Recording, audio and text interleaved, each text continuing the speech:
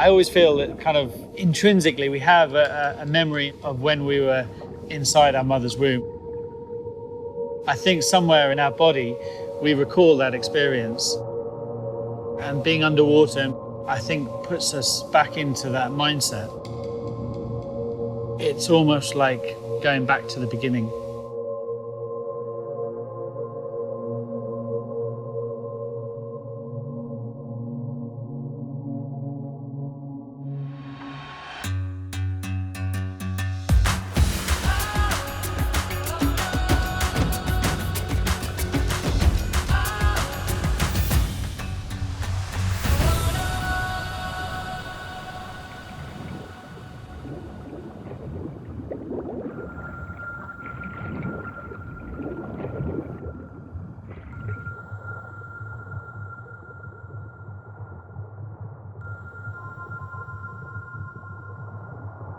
My name is Jason deCaires Taylor, and I'm a sculptor that specialises in making underwater art installations.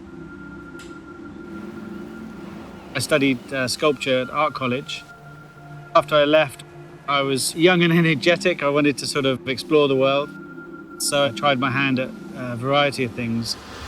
I was a scuba diver, paparazzi. I worked building stages.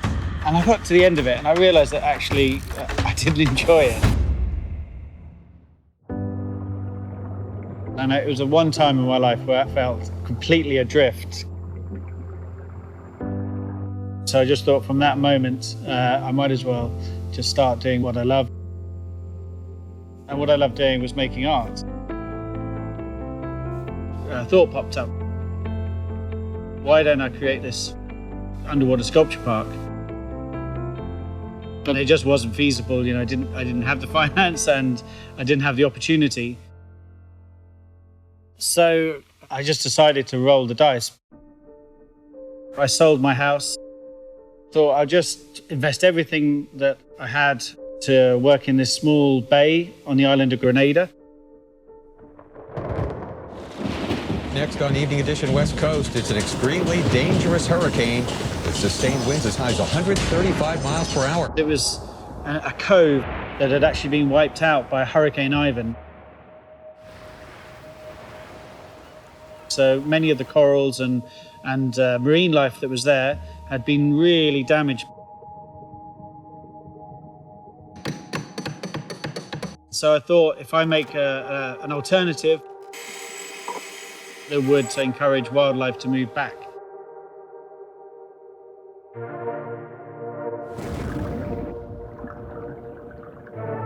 We put them in and they're very clean and grey looking.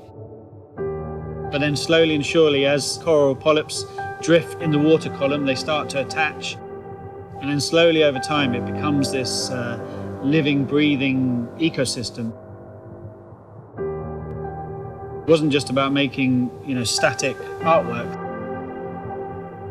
It was about making artworks that actually create life.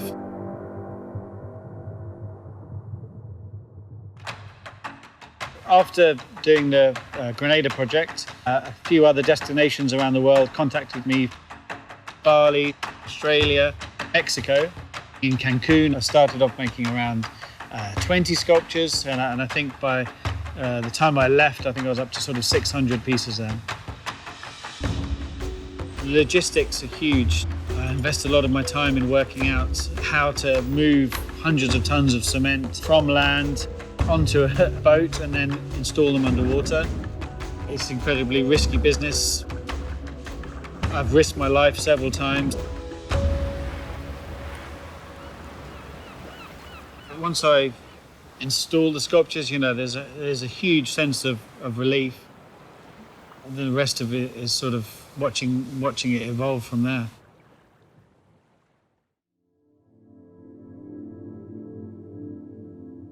Our planet is changing and we're losing part of ourselves in the process.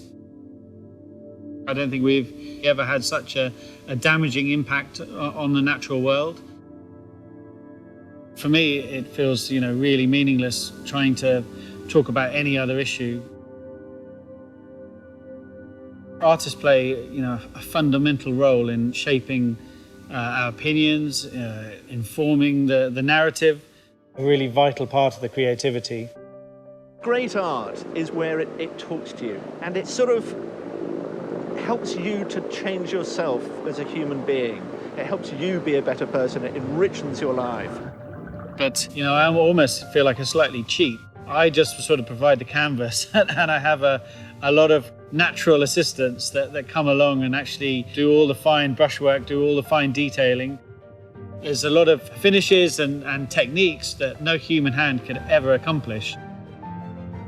But when I go back to see the works, I go and see a space that used to be sand and devoid of life. And now I go back there and there's thousands of fish, there's thousands of different types of coral. The biodiversity that's there is incredible. And I think that wouldn't be there if I hadn't have done that. And I think that's probably the greatest accomplishment, helping Mother Nature bring life to the world.